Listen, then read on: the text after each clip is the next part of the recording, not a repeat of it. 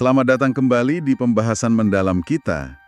Kali ini kita mau menelusuri satu cerita pendakian yang lumayan bikin merinding ya. Iya, ini dari Gunung Slamet di Jawa Tengah tahun 2015. Betul, sumbernya langsung dari pengalamannya Nina dan Panji yang mereka ceritain di kanal YouTube Prasojo Muhammad. Yang unik, mereka ini lewat jalur Dukuh Liwung. Jarang banget loh yang lewat situ. Itu dia, rencana awalnya kan Guci ya. Tapi entah gimana malah diarahkan warga ke Dukuh Liwung. Aneh juga awalnya. Dan sampailah mereka ke rumah juru kunci gunung yang biasa dipanggil Simbah gitu. Nah, dari pertemuan awal ini aja udah dapat sambutan khusus ya. Mari kita kupas nih, apa aja sih yang menarik dari cerita ini buat Anda? Iya, jadi Simbah ini langsung kasih wejangan, intinya jaga sikap, jaga omongan di gunung. Penting banget itu. Ada cerita pendaki sebelumnya juga kan yang kena masalah karena dianggap nggak sopan. Betul, Simbah cerita ada yang sampai hilang, ada yang meninggal, bahkan ada yang katanya disembunyiin makhluk halus di pohon gitu. Waduh, peringatan keras sih itu. Serem juga ya dengarnya. Selain omongan, ada bekal lain nggak dari Simbah? Kayak jimat atau apa gitu? Ada, dikasih bungkusan kain putih kecil gitu, isinya kemenyan. Kemenyan. Buat apa katanya? Nah, ini instruksinya agak spesifik. Kata Simbah, kalau ada pendaki perempuan yang, maaf lagi haid pas di gunung, kemenyannya harus dibakar. Dibakar. Terus? Asapnya itu diarahin ke muka semua anggota tim, biar nggak kesesar pas turun, gitu katanya. Mereka ya nurut aja, menghormati lah. Menarik. Terus soal pemandu gimana? Disaranin pakai juga?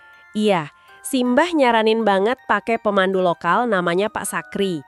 Soalnya jalur Dukuh Liwung ini katanya banyak cabang, rawan nyasar, apalagi sampai pos 2. Oke, jadi mereka berangkat nih sama Pak Sakri. Iya. Dan beneran mulai ada kejadian aneh pas nanjak ya? Iya, Soal kakinya Panji itu gimana ceritanya? jadi pas di pos 1, Panji ini buang air kecil. Tapi nggak permisi atau ngomong apa-apa dulu gitu, langsung aja. Terus? Habis itu tiba-tiba kakinya sakit banget. Nggak bisa digerakin sama sekali. Aneh kan? Wah iya. Terus gimana sembuhnya? Nah, atas saran Pak Sakri, Panji coba minta maaf secara lisan gitu ke penunggu situ. Dan begitu minta maaf, sakitnya langsung hilang. Seketika, beneran hilang. Loh, ajaib juga. Penjelasan Pak Sakri gimana soal itu? Kata Pak Sakri, kakinya Panji itu diganduli. Kayak ditempelin gitu loh sama 3 makhluk halus penunggu lokasi itu. Gara-gara dianggap kurang sopan tadi. Wih, langsung dapat teguran ya. Cuma itu aja atau ada lagi? Suara-suara gitu? Ada lagi, pas jalan antara pos 2 dan 3, mereka dengar suara aneh.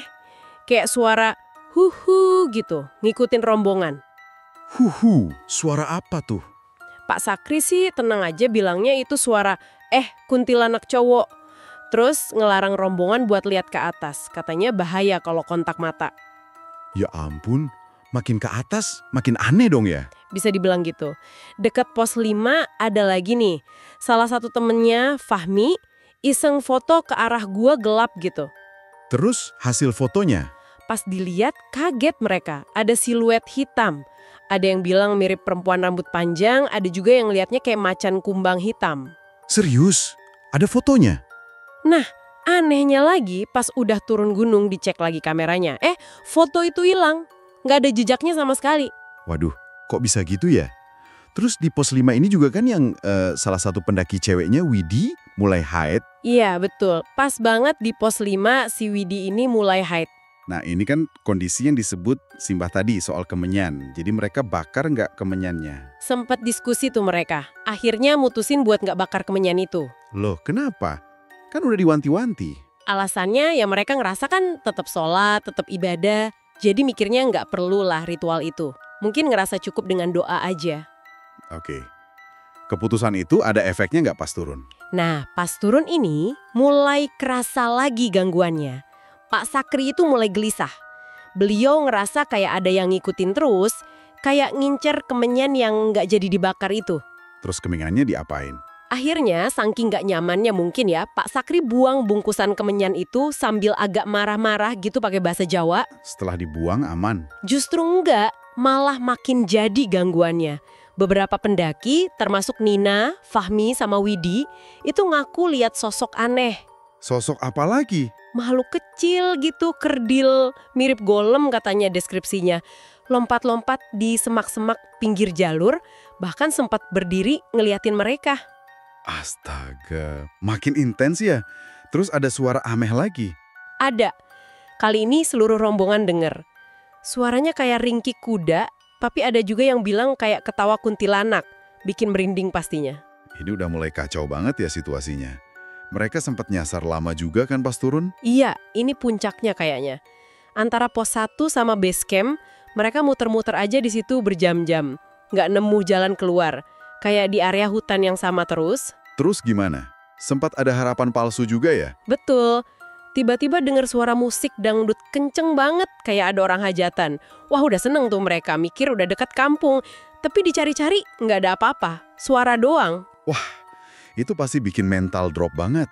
Terus gimana? Akhirnya bisa keluar? Kuncinya di Pak Sakri lagi. Beliau tiba-tiba berhenti di depan satu pohon gede gitu, terus diem, kayak ngomong sendiri pakai bahasa Jawa. Ngomong sendiri? Ngapain? Kayak lagi negosiasi gitu loh. Sama penunggu pohon itu mungkin ya. Minta izin biar rombongannya dibolehin lewat, dikasih jalan. Beneran negosiasi gaib gitu? Terus hasilnya? Ajaibnya, nggak lama setelah Pak Sakri ngomong itu, mungkin sekitar 10 menitan lah, tiba-tiba mereka nemu jalan setapak yang bener. Langsung keluar ke area kebun bawang deket base camp. Padahal sebelumnya udah berjam-jam bingung di hutan. Luar biasa sih ini. Panji juga cerita hal yang sama kan? Iya, Panji nguatin cerita itu. Dia ngerasain banget pas kakinya sakit, dengar suara-suara.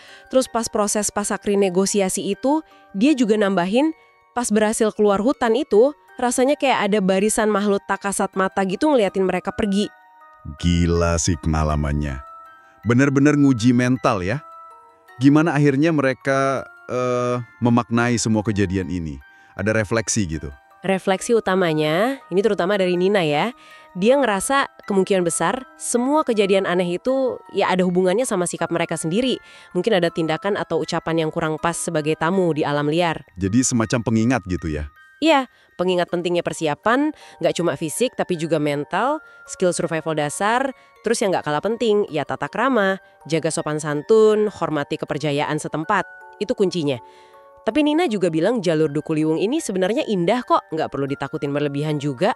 Oke, jadi bisa dibilang ini cerita pendakian yang bergeser ya.